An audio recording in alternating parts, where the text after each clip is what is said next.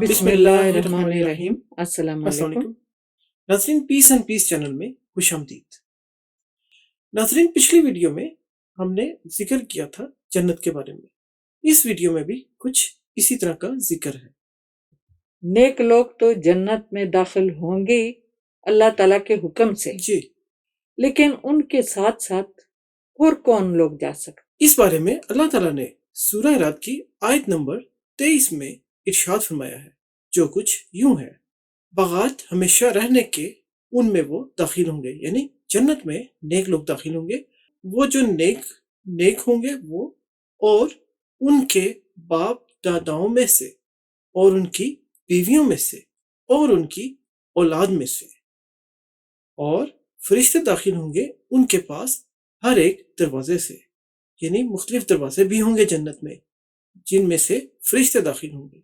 اور وہ فرشتے کیا پیغام لائیں گے؟ اب یہاں پر بہت بڑی ایک سمجھنے والی بات ہے کہ وہ فرشتے کہیں گے سلام ہو تم پر، لیکن کیوں سلام ہو تم پر؟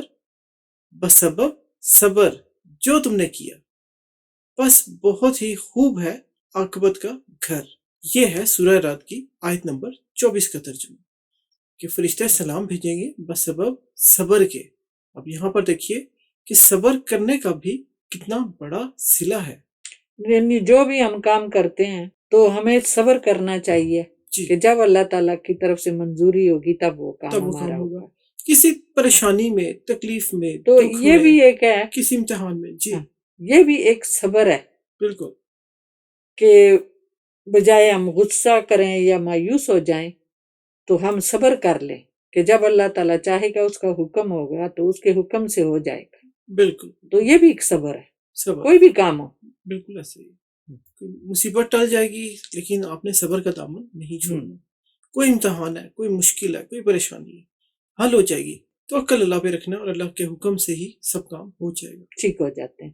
تو اس کا آپ دیکھیے اجر کتنا ہے کہ فرشتے جنت میں سلام پہنچائیں گے اسی صبر کے تحت۔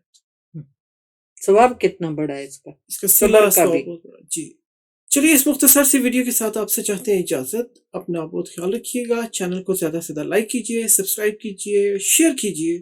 اللہ کی باتیں ہیں، ان کو پھیلانے میں ہمارے ساتھ شامل ہو جائیے۔ تو ملیں گے انشاءاللہ آپ سے اگلی ویڈیو میں۔ تب تک کے لیے ہماری طرف سے خدا حافظ۔